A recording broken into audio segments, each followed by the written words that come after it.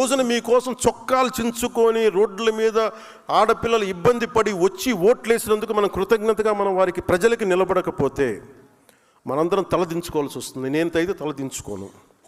నా పార్టీని మొత్తం ప్రజలకే ప్రజల సమస్యను నేను వినదలుచుకున్నాను.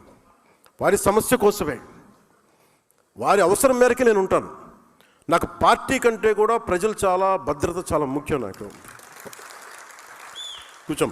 కూర్చోమ్మా, నువ్వు కూర్చో. సభా సంస్కారం ఉండాలి కదా మీకు, పద్ధత మీకు.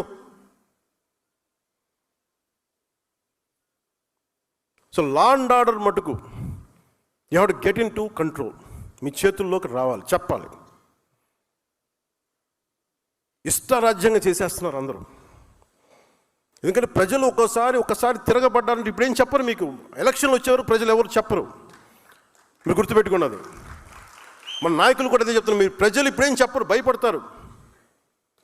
కానీ ఎన్నికలు వచ్చినప్పుడు మటుకు వాళ్ళ కోపం అప్పుడే చూపిస్తారు, గత ప్రభుత్వానికి చూపించినట్టుగా. అది మర్చిపోకండి, అది ఎప్పుడు మర్చిపోకండి. సమస్య కోపం వచ్చిన రోజున వాళ్ళు ఏం చేస్తారు, మనం అప్పుడు కష్టాలు వస్తాయి. నాకు ఎందుకు భయం లేదని, నాకు ఓడిపోయినా గెలిచినా నేను ఎప్పుడు మారలా. నేను ఎప్పుడు ప్రజల కోసం పనిచేశాను, ప్రజల కోసమే పనిచేస్తాను.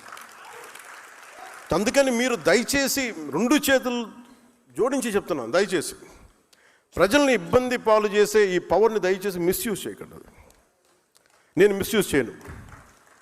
మీరు మిస్యూజ్ చేస్తానంటే చూస్తూ కూడా కూర్చోను.